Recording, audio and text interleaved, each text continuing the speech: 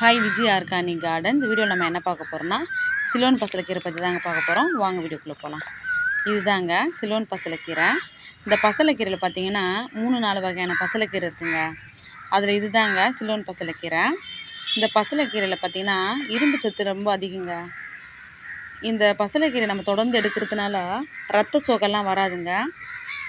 சில பேருக்கு பார்த்தீங்கன்னா ரத்தமே இல்லை அப்படின்னு சொல்கிறவங்க தொடர்ந்து வாரத்தில் ஒரு 3 நாள் எடுக்கிறப்ப புதுசாக ரத்தம் உற்பத்தி ஆகுங்க. அது மட்டும் இல்லாமல் பார்த்தீங்கன்னா சுகர் இருக்கிறவங்களுக்கு இந்த கீரை ரொம்ப நல்லதுங்க. இந்த கீரையில் நார்ச்சத்து அதிகமாக இருக்கிறதுனால சுகர் இருக்கிறவங்க இந்த கீரை எடுத்துக்கலாங்க. இது நம்ம தொடர்ந்து எடுக்கிறதுனால ரத்த அழுத்தத்தையும் கட்டுப்படுத்துங்க. இந்த கீரை எப்படிலாம் எடுத்துக்கலான்னு பார்த்தீங்கன்னா கூட்டாகவும் எடுத்துக்கலாம், பொரியலாகவும் எடுத்துக்கலாம், கடையிலாகவும் எடுத்துக்கலாம், சூப்பாகவும் எடுத்துக்கலாங்க. இந்த கீரையோட பார்த்தீங்கன்னா துவரம் பருப்பு போட்டு கடையணுங்க.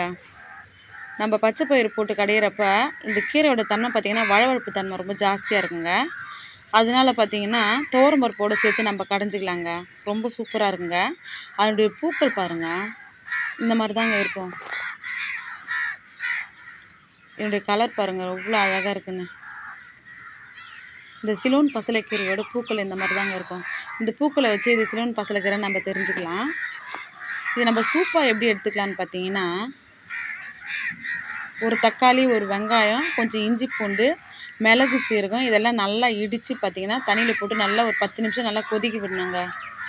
நல்லா கொதிச்சதுக்கு அப்புறம் பார்த்திங்கன்னா இந்த சிலோன் பசலைக்கீரையை போட்டு ஒரு 3 நிமிஷம் தான் போதுங்க. ரொம்ப கொதிக்க விடக்கூடாது, அதில் இருக்கிற சத்துக்கள் எல்லாம் போயிடுங்க. ஒரு 3 நிமிஷம் கொதிச்சதுக்கு அப்புறம் நம்ம சூப்பாக எடுத்துக்கலாங்க. இந்த மாதிரி எடுக்கிறப்ப உடம்பு ரொம்ப ஆரோக்கியமாக இருக்குங்க.